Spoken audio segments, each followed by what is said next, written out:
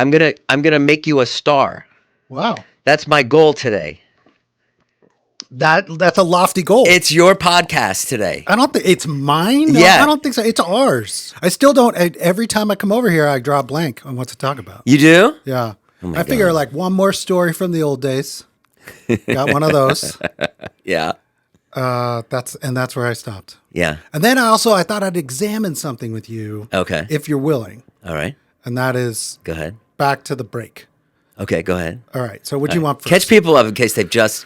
So we've been getting together. We've had a couple of sessions and chats. It's almost like therapy. It seems like right? Sure. 2 killer pods. I don't call them therapy. I call them 2 killer pods. Killer pods. Yeah. I like that. Yeah, this is our 3rd pod together. Yeah. Welcome to the show, everybody. And if you haven't listened to those, best friends since college. Yeah. Right? Yeah, catch everybody up. Best friends since college. Mm-hmm. And didn't see you for 15 years. Well, I mean, like occasionally. Maybe out of obligation or something like that. Sure. Not obligation. Like get the kids together or like sure. Guilt. Like, God, I haven't seen Jason in 6 Guilt? I never months. Carry any guilt. I know. That's a good thing. I felt bad about it.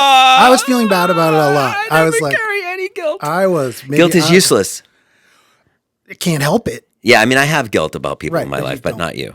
Wow, just my kids. I think I had some guilt because I felt like maybe I was like, what? I kind of, just to be honest, I was like, what is he doing? Like, what is he doing? Like, what am I doing in that moment? Yeah. Like, oh, yeah. You know, there was a little time. I had a couple of moments where I was like, man, I cannot be around this. I cannot be around him. And I felt bad about it because, and here's what I think, and here's where Killer Pod meets therapy. Is like, okay, so you got divorced. Yeah. You're doing Vine. You got an apartment. I would come over sometimes. Yeah. And you were like, I can't afford this. I can't do this. Yeah. And then you like met up with a bunch of like children. Yeah. That you are now still to this day close with. Content with. Close friends. Great friends. Sure. But from my perspective, I was like, and then you moved in with them. Yes. And you lived with them. Yes. And they were like 23, 24, 25. Yeah. And you're 40 something. Yeah.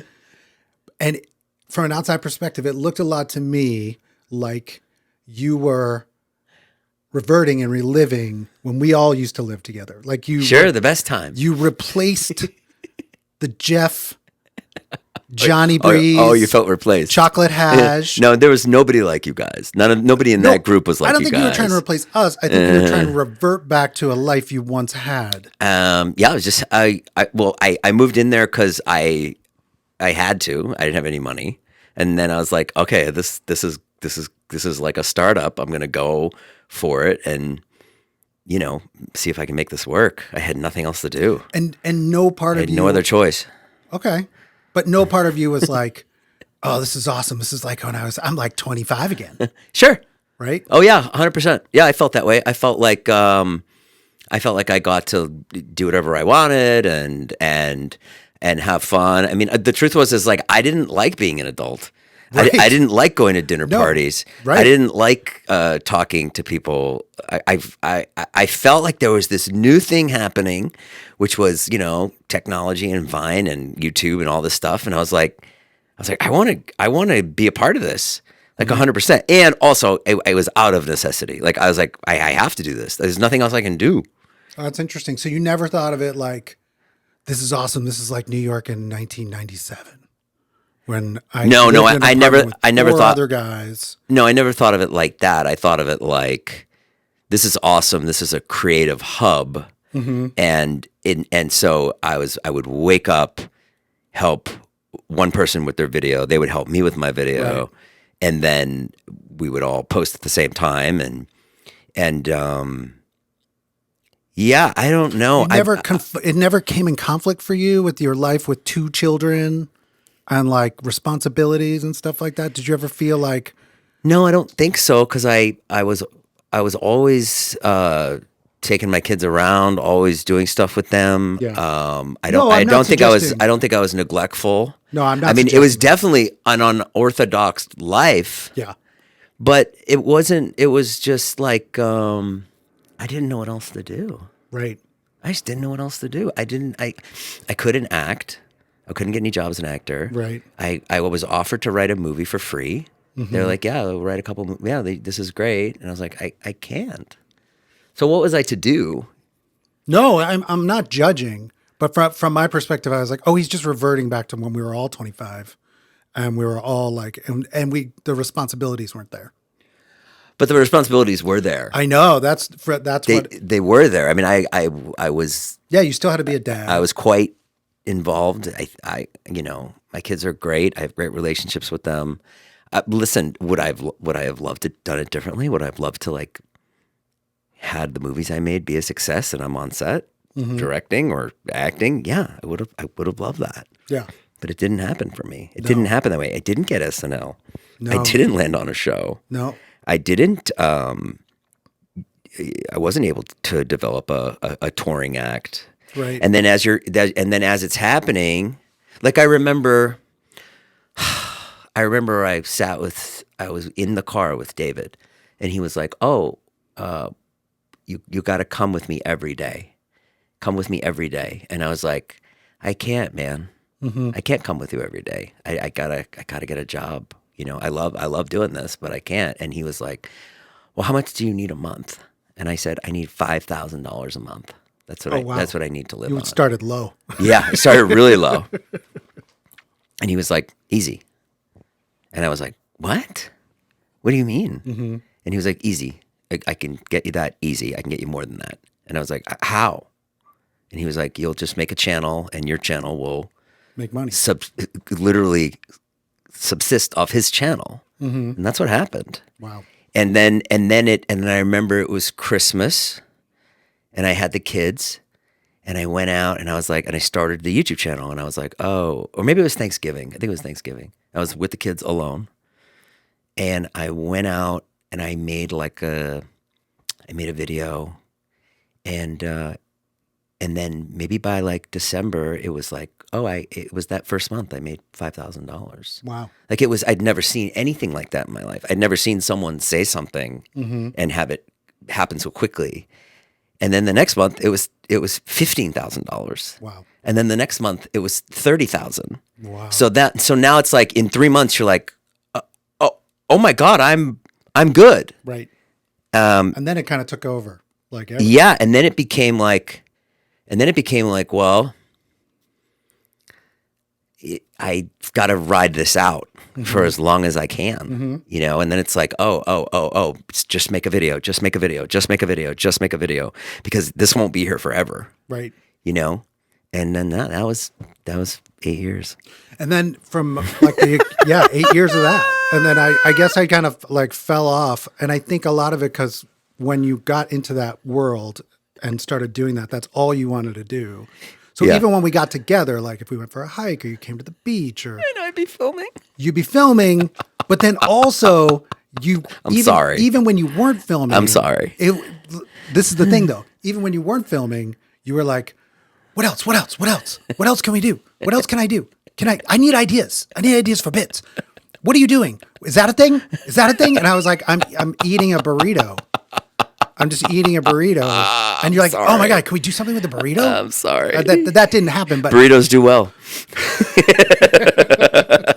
I'm sorry I had that brain and it bothered you. And I'm sorry it came at the cost of our friendship. I'm sorry. I mean, no, I don't think it came at, it was just a factor. But I wanted you to be a part of it. I know. But like, I told you in Carpinteria, I said, why don't you start a channel? I know, but I had a job and kids and like. I told you to start you just start a little channel. It was fine. I wanted you to be a part of it. I guess that's the problem, you know. Yeah, you can't like say like, oh, you do this because I'm doing it. And that was wrong of me. Well, there's other factors too. It's really boring, but I was making other content, which was just cable television. Sure, you were making big TV shows. Of course. Not big, but very big. I was working at a company that makes TV shows. Yeah. And I was an executive at that company eventually. Incredible. But I can't do other content. Oh, you mean right? like what I have to do, they own. And they pay me for it. Oh, So if even if you make an Instagram video or I something? would have to carve it out in the next contract. Oh, you didn't tell me Like that. for years. It was almost funny. For years at the end, it was like, is there anything that sits outside of this from the first contract I signed? Yeah. And I wrote guys with feelings. Yeah, you did? Yeah, on the end of Well, what every about this contract. right now? Yeah, it's fine. Just like, I'm ready to become a Yeah. YouTuber. Come get me. Yeah. I mean, Well, well, because I all am the sorry. companies like mine now are trying to make, digital and Yeah. direct consumer content. Yeah. So that's There, just the way it is. there was that thing of like, if I can produce a like it's just like even as you're doing it, there's like this little thing at your back, like, oh, like I gotta do it. Like I don't know if people understand, like when you're doing it by yourself with content, it is that it has to be that it has to be like, what about that burrito? Right. What about those shoes? Right. What's how about this? Which is a totally different way of thinking than the way we used to do things before, which was, Right. it was more, Because the beast is such a beast. It's like you have to fill it every day with something new. Yeah. And that's why so many people burn out. That's why so many people go crazy. And yeah, it's I mean, I guess when we were doing the old podcast, it was kind of like that. It was like, what else can we do? What else can we do? yes. Do you remember when we went to the Bridgetown Comedy Festival? Yes. So we went to, for people at home, who says that? Some old person says that. For the listeners and viewers at home, I just want to bring up an old story. For the people at home. All right. Fucking don't cut that out so I can Okay. get ridiculed. That's fine. We They are at home or in the car. Yeah, in the car. There was this comedy festival called Bridgetown Comedy Festival. It was in Portland. It was the first year of it. The people putting it on Yeah. liked our podcast Okay. and invited us to go. Okay. And this was This is another story Jeff's telling that I don't remember. you don't remember this? I mean, I don't know where you're going with it. Oh, well, you were like, we got it. So we were going to do a live podcast at the Bridgetown Comedy Yeah. Festival. And I was like, I usually am like, all right, we'll go up there and talk about stuff. Yeah. You know, and you're like, no, we got to do something. We got to do something cool. And I was like, all right. So two things converged that were really, really unbelievable. I had no business doing it, the bit we did. But so we got there. I thought it was like, we'll go in a comedy club or a bar and there'll be 100 people there and we'll set up and we'll talk. Yeah. And then you proceeded to secure a guest, which was the like keynote person at the comedy festival. Patton. Oswalt. I remember. And then when we got there, Yeah. or as we were getting there, you got him, and then they were like, "Oh, you're going to be at this place." And again, it was like 1,000 people. Yes. It was like a fucking 1,000. Oh, people. yes. It was a big venue. Meanwhile, we came up with what I consider maybe one of the worst ideas that did actually go really well, but I just felt like I had no business doing it. We made a rap. We did? Yeah, Yeah, what did we do? What was it about? it was. Rap. We have no business rapping. You're We right. have no business go ahead. rapping. Keep going. At all. This is what the kids call cringe. Yeah. Go ahead. It was, and when you know Everyone's what the rap turning is about, off the podcast if right there's now. a word more than cringe, Yeah. you'll find out when you know what the rap is Yeah. about. So it was you and I, a duo rapping. No. Yep. Really? Yeah. Okay. And what was it about? Was it a funny rap? Yep. Oh, it was. Oh, Well, no. Even that is worse. subjective, sir. Okay. It was. Did it go Unfortunately, well? It did go well, except we missed Said the word. the start. No, that was. Hello. Hold on. I gave a toast at Jeff's wedding, and I said the word. You said the word in my best man speech. You said the word. I was I'll out of my repeat it. mind. I'm so sorry. Oh my God. I'm so sorry. You know what the best part about that Maybe I'll was? call the podcast Sorry, Jeff. I know. We got to get to what we're going to call it. But anyway, you at my wedding, and I did not, you didn't go, hey, I'm going to do a speech and it's going to be a little edgy. I might mention rape. I didn't even think, back then I didn't understand that there was like protocol for wedding speeches. Well, I don't think you need to understand that to maybe not say that in anything publicly. I said something like, the girl. I said he used to date a girl, the kind of girl that would make up being something like that. Yeah, and by the way, there were other comedians I'm so and people, sorry. writers, performers at the wedding, and you like worked on it. You sat with like Harry and other people. Yes, I had people look at it. Yeah. Yeah, and no one told me. Harry said, "I think you should take that out," and you were like, "I think it's gonna work." Truth be told, and Harry, if you listen and watch this, Maybe Harry did say that. he definitely. Okay, would have said sorry. Again, sorry, Jeff. I'm so sorry. that. I know. That was not good. I don't remember. I remember the speech going well, except for that line. I don't remember anybody come up to me out later and saying, "Did he just say?" I mean, they might have behind my back, but yeah, you got away with it. I'm sorry. That would be Okay, straight keep up going. cancel culture now. Keep going. So we go there. The first part is She was that type of person, though. What? Never mind.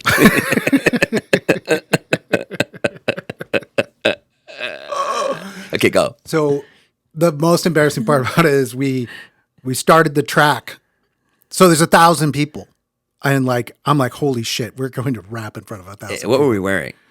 Oh my God, I still have the shirt. You were wearing, we looked like we just got out of bed. Like we were not. I was wearing just like a plaid shirt with like snaps, like a Western shirt. Okay. And you were wearing a big sweater. Who made the beat? Pete. Pete made the beat. Pete made the beat. Okay, go. And I think he was really mad because he started it and we didn't get in when we were supposed to get in. Okay. And we had to, you were literally like, hold it. Like still in like sort of cool rap guy. You're like, hold it. Mm-hmm. Yeah. Go again. We had to start over. Well, we had to get in at the right time. We missed it. Yeah. Probably me. Okay, go ahead. And That's the right thing to do. You stop. If you don't come in right, you say start it again. Yeah, you start the track again. You start the track again. Because you don't know how to rap. No, I might need to do this 2, 3, 4 times.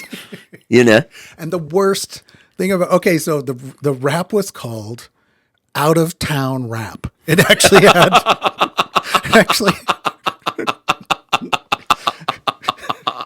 That's funny. it is. Out of town rap is really. I like it. That was back when we were writing raps. We would write raps with Matt and Mike. Yeah. Yes. The content of it was out of town that rap. we were so out of town rap. It went like that, right? Yeah. And I remember like one line, which was because the whole concept was we're married, we have little kids. I think you had Wyatt and Charlie was on the way. I just had my second June, and it was all about like how to be free and to be free and to be away from your family. Sure, yeah, we couldn't wait for our time to be away. And your spouse. Yeah. And so it was probably like I'm going to hit the mini bar. Yeah. That was probably a line. I remember there. one line. Okay. And it was out of town rap. Yeah. Good. Out of town rap. That's funny.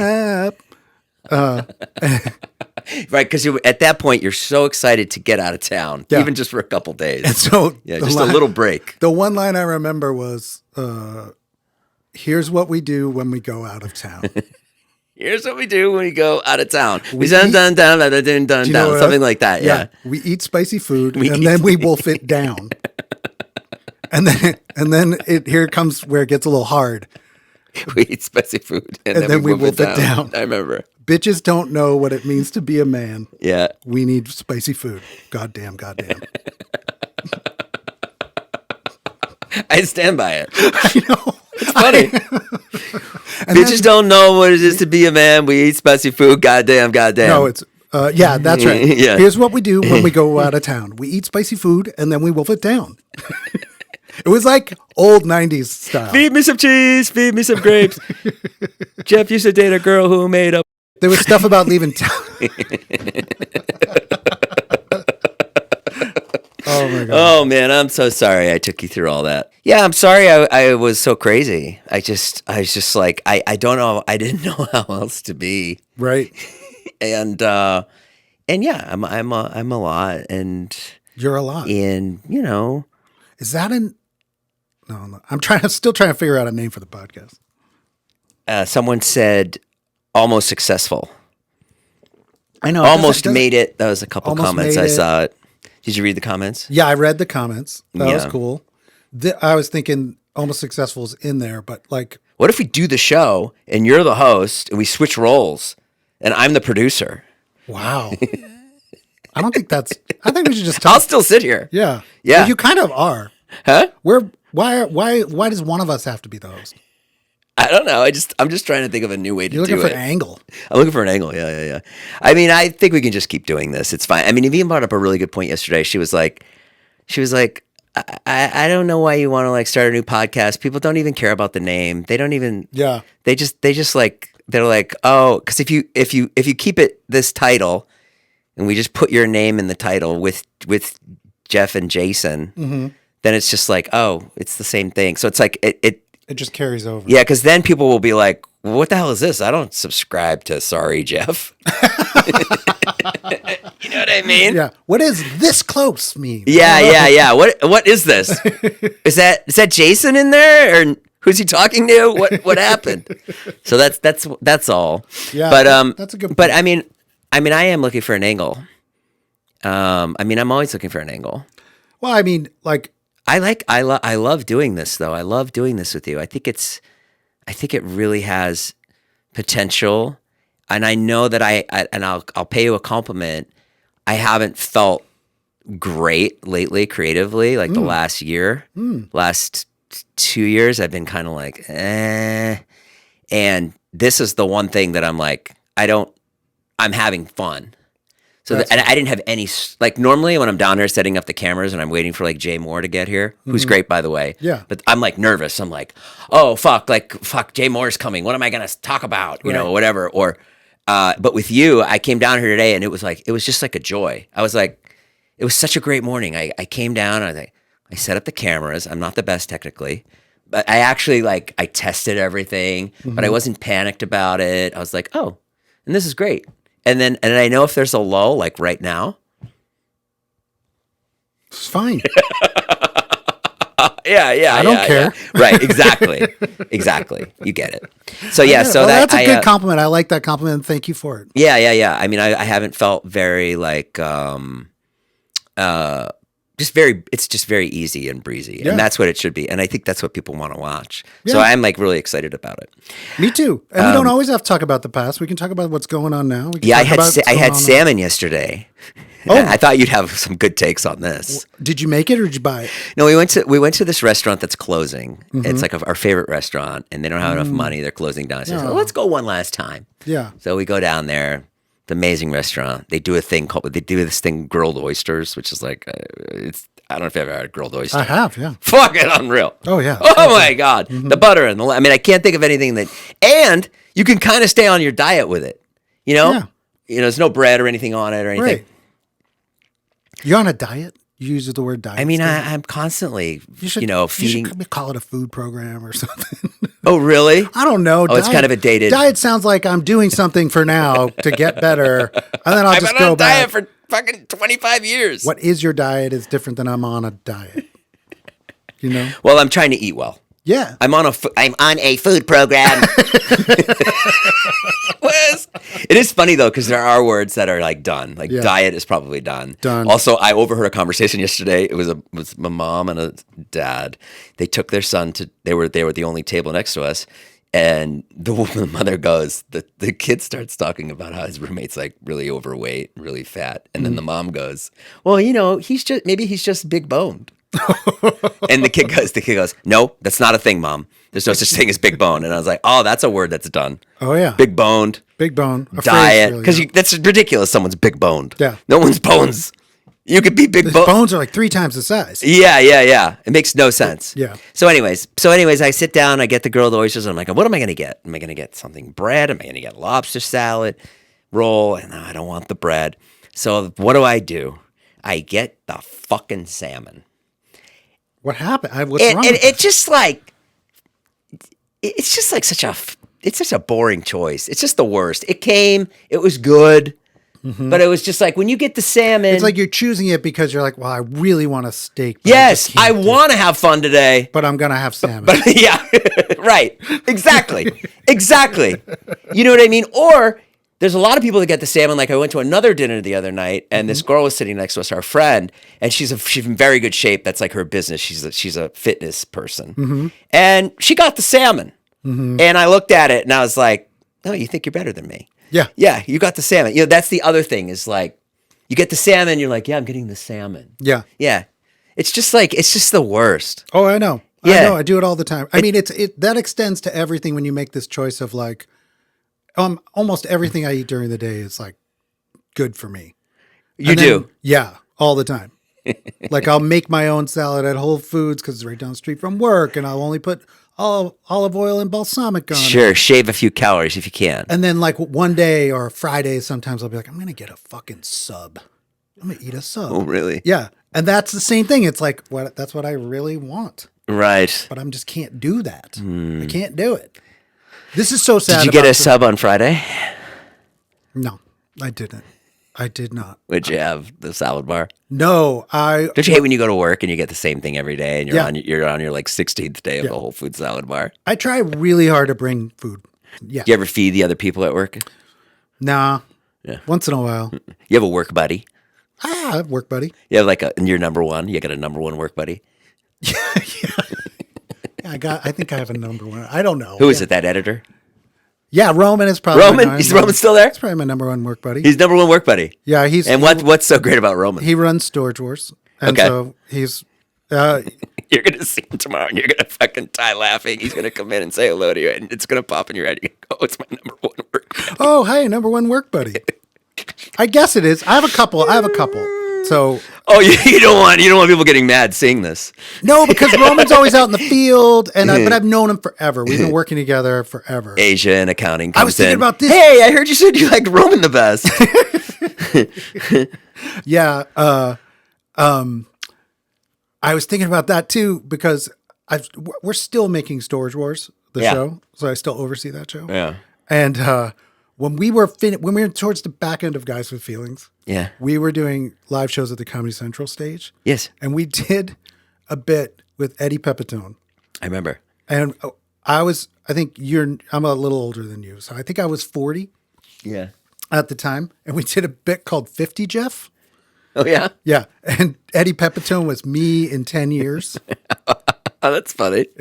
And he came out and he was like, oh, and it was like this is your life, but in the future. It was like, It's no out of town rap, but I know. It's but go ahead. it's no out of 50, time. yeah, Jeff at 50 it was 50 called. Jeff, yeah. Jeff at 50. Jeff at 50. And what did he say? Were you just like curmudgeon? I said, what am I doing? I was like, I got to interview myself in 10 years. Oh, that's what it was. Yeah, And I was like, what am I doing now?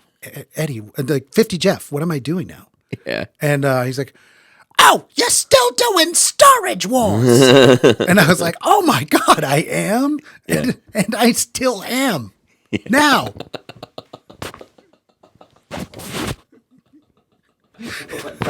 No idea where that was going. Yeah, that's where that's going. I had no idea. And I'm over 50. Well, that's okay. Oh, no, it's fine. It's just one of the things I do, but it's great. It's awesome. You're still doing Storage Wars. Yeah. And then then he was like, he went through all the iterations of, he was like, the joke was, well, it's not Storage Wars now. First it was Storage Wars, then it was Storage Battles, then it was, and we had a progression of It's really good. lesser I miss doing spinoffs. stuff live. Yeah. Damn. Yeah, I watched this Marc Maron documentary last night. Oh, yeah? Yeah. Steven Fine Arts, who was a guy we used to know, made a doc. It's on Amazon. Is it good? Yeah. Seems Yeah, to be in a it's little really bit good. It's really good. He's an interesting guy. I don't know. Do you remember when he yelled at me on WTF? Oh, yeah. That was brutal. Yeah, it was brutal. It was brutal. Yeah. Because he didn't respect want me the to comedy you were doing. He didn't want me to come. No, you had like a behind the scenes fight about it. You had your agent got you up, but then he didn't want to do it. He didn't want to do it. And you- but then I got there. I didn't know that. Yeah. So I got there like, oh, let's do it. Yeah, and he was like, "Oh, we're gonna do it." Because you did. He hated me. Yeah, he didn't like the comedy we did. I guess you did. Well, I was there to promote the movie, right. and yeah, he just didn't. And so they were like, yeah, go to the garage in Highland Park, go to WTF. Yeah. And I was like, oh, this is fucking sick. Yeah. I was like, this is awesome. And I got there, and he was not happy. Oh, not As soon as happy. he saw my face, he's like, I don't really want to do this. Really? And I was like, okay, well, and I remember being like, I'm here, we're doing this. Like, I didn't care. I was like, I was willing to have a fight with him or whatever. I'm sure you could go back and listen to it. I'm sure I it's not did listen great. to it at the time. I probably have never listened to it. Oh wow. Yeah, he really laid Yeah. he really laid into you about like I don't think he used the term, but he was all like you were too thirsty in New York. Like you were trying your characters. He didn't like the characters. Which we started with that character, Reverend Nash. And you know where it started. Like the characters. Okay. I know, right? It's like, okay, we do different kinds of comedy. I don't know what to I'm tell trying. you. Yeah, I'm still trying. Yeah. I had heard from somebody who knows him who did his show. Someone told me they were like, he said to the person who's a good friend, he was like, oh, you see Jason Nash a lot? And he said, yeah, I see him all the time. And he said, oh, Jason's a great guy, you know? And I guess Mark said to him, what the quote was, oh, I was pretty tough on him. Maybe I should apologize. And that got back to me, so. Well, that's not the same as apologizing. No, it's not, but who cares? Like, I don't care. Right. I don't need an apology. But I just thought it was so funny. I remember leaving there being like, I remember going there being so excited that I was going to be on that show, and then leaving like, oh my God. I'm like, I was like, fuck. That was bad. It was. Yeah. Yeah, whatever. I mean, we started writing, and what we did was we wrote characters. We did sketch almost, and we did a lot of music. And I think that's a progression of like where you got to be yourself, right? Like we started. Yeah, by it takes doing, so long to be yourself. Yeah, it I takes think that's so what long. It was. The best time I ever had was the night I tried to do stand up by myself. That was the greatest night of my life. Really, The best. Where I was able to go up there and just be me, and it went fine. It didn't go great, but I remember being like, oh, such a weight lifted. Yeah, Such a weight lifted. Like, oh, I can just be myself. right. But sometimes you're better off being a character. Some people are just better at characters. Oh my God, that's how we did. We did a lot of those. Remember? Oh my God, you remember? We were doing that midnight musical comedy show at Catch a Rising Star, and we were always trying to, like, every week we're like, we got to come up with something new. We got to come up with something new. And I had this puffy coat, and you're like, you look like JK from Jamiroquai. Yes. And then we're in the green room of Catch a Rising Star. We found a fur brimmed Kangol that Just randomly? it was left in the green room. Yes. And he's like, you were like, take that. And I'm like, I don't know whose it is. And you're like, we got to work on it this week. Take it. You're going to be JK from Jamiroquai. Yeah. Then you would come out. The Jamiroquai was a band that the guy would dance. He was also kind of, he put escalators on stage, like flat escalators, and he would glide. Yeah. And And he so would I use them tried to glide I around. tried to glide around. And you did a good job at it. Yeah, You I was were pretty really, good. you're a good dancer. I don't know if you remember what happened with the Kangol, though. No. It was Why would I remember what happened? because it was Dave Chappelle's Kangol. Oh, it was? Yeah. And then I used it. Oh, no. And then the guy who ran the room was like, I think it was Patrick. He was like, yo, man, like the next week, he's like, he called me and he's like, you got to bring that Kangol back. That's Dave Chappelle's We Kangol. have our title. Stealing Dave Chappelle's Kangol. And I was so scared that he was going to be there. So I just like put it back in the green room and I was like, You did? yeah, I was so scared. I stole Dave Chappelle's Kangol to be JK from Jamiroquai. That is Really funny. That is so dumb. Can I tell one thing about your characters? Sure. Just real quick to wrap that up. Sure.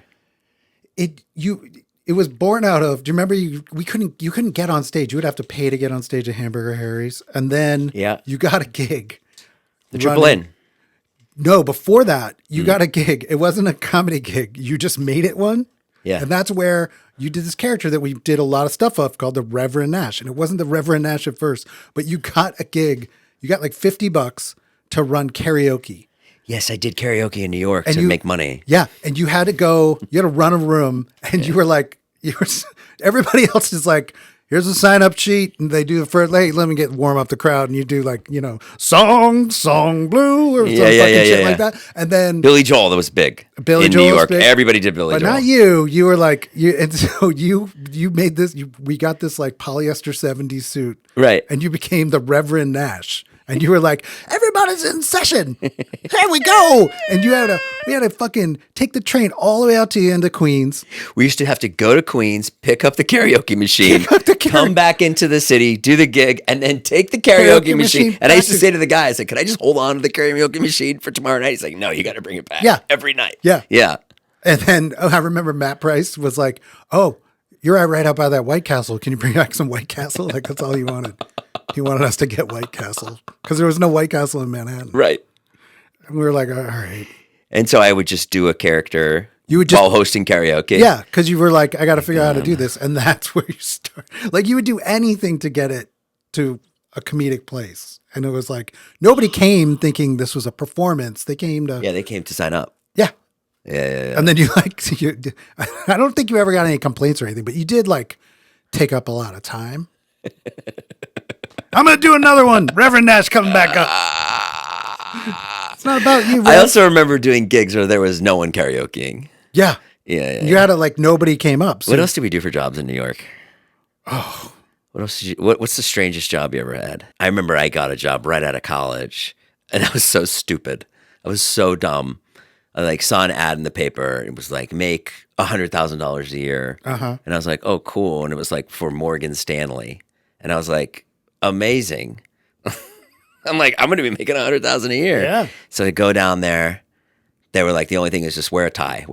And I said, okay, if I can go down there. And they're like, okay, the guy gives this rousing speech, like almost like Wolf of Wall Street speech, like rousing. Do you want a boat? Do you want a fucking house? Do you want to live like the fucking elite? And I'm like, yes. I'm like, hell yeah. And he's like, I mean, he talks for like an hour. I am fucking so revved up. And he's like, all right. He's like, we're going to start today. And he walks around and he puts a pamphlet on everyone's desk, a big fucking pamphlet like this. And I was like, And there's a landline right next to you. And he's like, all right. He's like, go. And I'm like, go? Go where? Yeah, go what? We're just going to go see the houses we're going to buy? Like, what are we doing? And he was just like, you are going to fucking call every person in this list. And that was the job. And I left at lunch. You did? Yeah. I walked out of a job. I was like, I can't do it. I was like, I can't. I called my mom. I was like, I can't do it. It's not me. She's like, come on home. I had a mom job thing. Yeah. I in the summers in high school, I worked usually at Wellesley College in the kitchens, which was great. Yeah. It's a whole nother story. But one summer there was no opening. I needed a job. And so remember the sub shop D'Angelo's? Yeah. So D'Angelo's was hiring. And I was like, well, I worked in kitchens and I did not, I from moment one, I was like, this is not going to work out. Like, yeah. I've gone in D'Angelo's. I don't want to be on the other side making the sub like they make for me. Yeah. Like I just felt like, and it was on Route 9 in Natick. And, I remember you worked there. Oh no, it was before we met. Oh, but you told me about working there. I did tell you because I went in there and I did the training. Yeah. I did all the training and I was like, good subs. Yeah. Oh my God. So good. Yeah. Like, but a chain. Yeah. Like a Jersey Mike's almost. Yeah. But only around Boston. Right. Or New England, I guess. Yeah. Actually. So but better than Subway.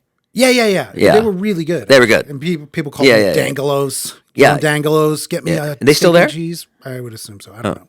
So I go on the first day, I'm going to have to like work the line and I'm like not into it. And I have the uniform on. I've got the polyester fucking you got long polo hair? shirt. Nope. Okay. High school. Short hair. Got a hat. Yeah. And I go in and this manager's like, hey, Bumgrana. He's like, look, we got enough people here, but there's no one in Walpole. So you got to go to Walpole. And I'm like, Walpole. I was like, I don't want to go to Walpole. Right. And they're like, you got to go to Walpole. Everybody else is senior to you. You got to go to Walpole. And I was like, I don't want to go to Walpole. Which were the correctional facility. Right. Yeah. It was terrible. And not that close. And I'm like, I don't have a car, you know? Yeah. And he's like, we're going to get you a cab. And I was like, dude, I'm not going to Walpole. It's so funny. My dad had a friend in jail and he would be like, he's down in Walpole. Yeah. Down in Walpole. Yeah. Because that's what the jail was. Yeah. A white collar crime. Yeah. When anybody not from Walpole, when you say, oh, going down to Walpole, it's like, yeah. Who's in jail? Yeah. You're doing 10 to 20. Yeah. Yeah.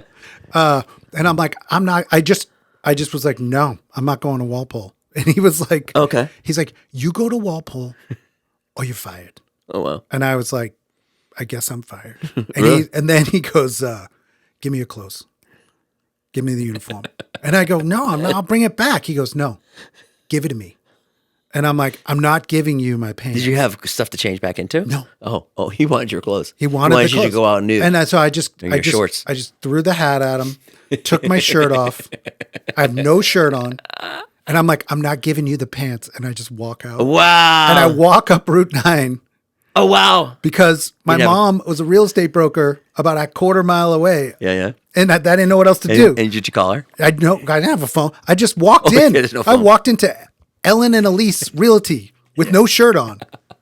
And she goes, honey, what are you doing? And I go, I got fired from D'Angelo's. I didn't want to go to Walpole. I was like, can I get a ride home? Oh wow. And she's like, yeah, I'll give you a ride home. Unreal. Remember when Toph had the job of selling knives in Boston? Oh yeah. Our friend Chris, we call him Topher. We got a fucking sweet apartment in Boston in between like junior and senior year. It was so fucking mint. It was such a nice place. I couldn't believe it. Mint. Only for 3 months, and no way to pay for it. It was and he comes home one day and he's like, Nash, I'm gonna be rich. And I was like, amazing. What are you doing? I'm like, can I do it too? He's like, I don't know if you can do this. I'm like, what is it? And he's like, dude. He's like, have you heard of Cutco knives? And I was like, dude, that's no. That's like he's like, I'm like, you're going to door to door? And he's like, yeah, I'm going door to door selling knives. He's like, I'm going to be so fucking rich. And he's like, and he goes, and the great thing about it is I can make as much money as I want or as little money as I want. Like he literally was like spitting back to me what they said. What they told him. So dumb. Remember when you used to, we have another friend, Jeff used to, remember when you would play the Daft Punk album and play it at the same? Jeff had a friend. Our friend. They would walk downstairs in New York City. They would smoke pot, and then they would look each other in the eye. And we'd have Walkmans, CD Walkmans, and at the same time they would press play at the exact same time, and walk the city to the entire Daft Punk album with two, the album that's like around the world, around. Fucking my favorite story. We would do it. I love that story. Oh my god! And it was a race. We would do it like it was just a long. Jeff would go on the other side of the street to like look at him from like a long right. Yeah, or like I felt like the foot traffic was less over there, and you weren't allowed to break walking stride. Okay. That was what if you hit a light? Then you're screwed. Like if you hit a light, or like it's yellow, and I'm on the other side of the street, and I decide to go. And who would win? You would win. Yeah. Yeah. There's no way Hash would beat you. Hash just. He's too distracted by life. And also, he's the kind of person who's like, way to go. We had the sweetest friend named Hajar. He's so sweet, and he's so kind. Kind. He's so peaceful, and he talks like this, and he's like, okay. He was the drummer in Wednesday for the listeners of Wednesday. He goes, okay, Nash, like, I don't know, Nash. And I remember one time he came to visit in California, and we went up to Malibu. And we had a nice ass day, El Matador Beach. Mm-hmm. I mean, I'm loving life, fucking with Hash. Were you there?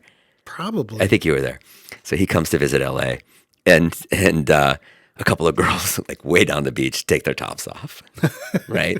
They're gonna go topless. We don't know the girls. Yeah. Whatever. Oh, cool. They're going topless. Awesome. We were not like. We didn't even fucking care. Like we were like, oh, someone would be like, oh, they're topless. Oh, cool. And then some random guy walks up to them and is like, starts fucking bitching them out. He's like, you can't be topless here. What are you doing? Blah, blah, blah. And I've never seen Hajar be upset. It's the only time I'd be upset in my life was the fact that this guy was traipsing on their freedom. And he was like, fuck that guy. He's like, fuck that guy, Nash. He's like, what the fuck? He's like, what a fucking pussy. Like he's using like language I've never heard. He would never use that kind of language. Yeah. What a fucking asshole. What a bitch. Like that. And I'd be like, Hash, what's going on? He's like, well, why is he telling them to put their tops on? And I was like, and not because he just wanted to stare at the boobs. No.